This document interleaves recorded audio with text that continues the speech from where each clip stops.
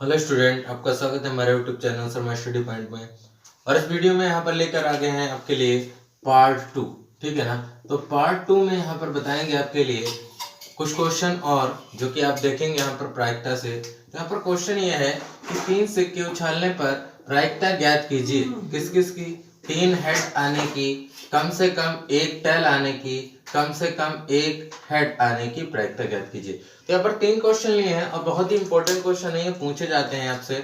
तो यहाँ पर आप 3 सिक्के उछालोगे तो क्या क्या संभव स्थितियां बनेंगी यहाँ पर। तो देख लीजिए, हमने लिख रखा है यहाँ पर संभव स्थितियां क्या क्या बनेंगी। देखिए, हो सकता है तीनों पर हेड आ जाए, हो सकता है 2 पे हेड 1 पे टेल आए, या हो सकता है 1 पे हेड दोनों पे टेल आए। इस तरीके से हो सकता है तीनों पे टेल आ जाए, या 1 पे टेल 1 पे हेड फिर से टेल आ जाए। तो यहाँ पर हो सकता है दोनों पे टेल 1 पे हेड आ जाए, या हेड टेल हेड आ जाए, या टेल हेड हेड आ जाए।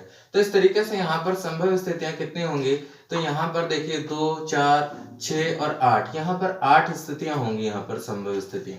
तो आपको बताया भी था, इसका जो फार्मूला होता है वो 2 की पावर n होता है। अगर यहाँ पर 3 बार इसको उछाला गया है तो यहाँ 2 को 3 टाइम्स करेंगे।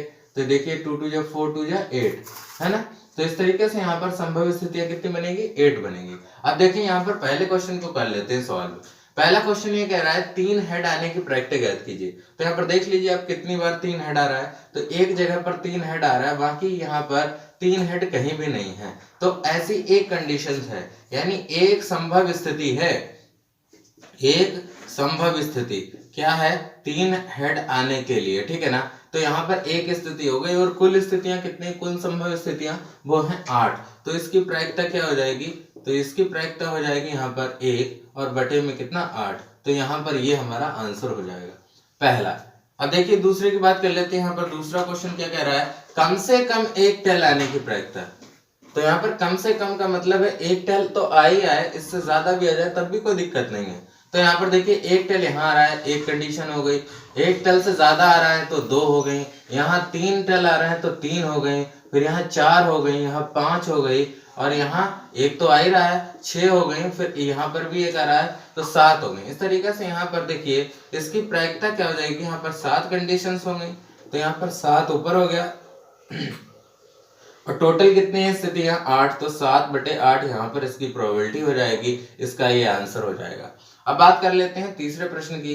तो तीसरा प्रश्न देखिए ध्यान से, यहाँ पर लिखा है कम से कम 1 हेड आने की प्रायिकता ज्ञात कीजिए। तो कम से कम 1 तो हेड आ ही है, और इसके अलावा और भी हेड आ जाए, 2 आ जाए, 3 आ जाए, तो उनको भी काउंट कर लेना है। कम से कम का मतलब है कम से अधिक की ओर। तो कम से कम 1 हेड आए, तो यहाँ पर 1 हेड आने का मतलब यहाँ पर 3 हेड है, तो ये भी जोड़ लिया जाएगा। 1, ये भी 2, ये भी 3, और यहाँ पर 4, फिर ये 5, फिर ये 6, फिर ये 7। इस तरीके से यहाँ पर भी 7 होंगे। तो इसकी भी जो प्रायिकता हो जाएगी वो कितनी हो जाएगी?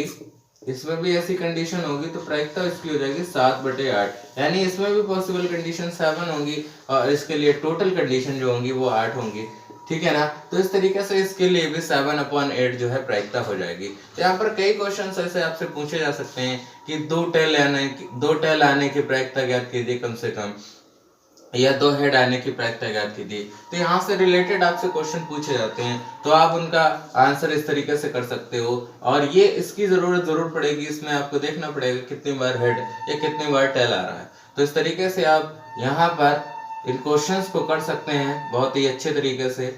आप जितना इनको आप जो है प्रैक्टिस में लाओगे उतना ही आपके लिए सैंपल स्पेस बनाना बहुत ही इजी होता है। पहले तीनों हेड, फिर हेड हेड टेल, इस तरीके से आप सैंपल स्पेस को बना लेंगे और फिर क्वेश्चंस को कर लेंगे।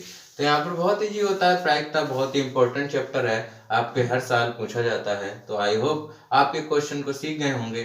Thank you for watching this video.